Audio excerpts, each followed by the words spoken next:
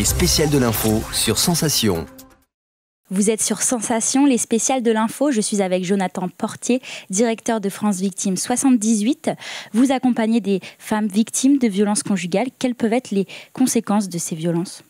Alors on peut retrouver différents types de conséquences, des conséquences physiques quand il y a des violences, ce qu'on retrouve le plus c'est quand même des conséquences au niveau psychologique, puisque on va avoir tout un panel finalement de symptômes, en tout cas de manifestations d'un mal-être qui peut être lié à l'infraction subie. Donc on peut avoir des troubles du comportement, de l'humeur, troubles du sommeil, mais aussi de l'alimentation. On va avoir des personnes qui peuvent, en fonction, tomber dans une dépression aussi.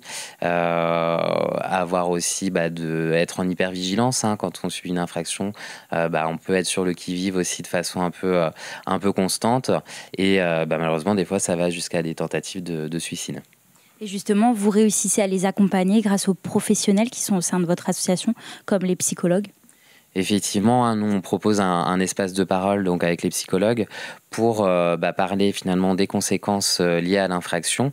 Après, quand il y a des conséquences qui prennent beaucoup trop de place et qui empêchent vraiment les personnes de fonctionner, ou qui a vraiment aussi des idées noires, on va aussi orienter vers le médical, donc soit vers des urgences psychologiques, soit vers un psychiatre, puisque du coup un traitement médicamenteux peut être aussi un moyen d'aller mieux, et en tout cas d'apaiser de façon temporaire.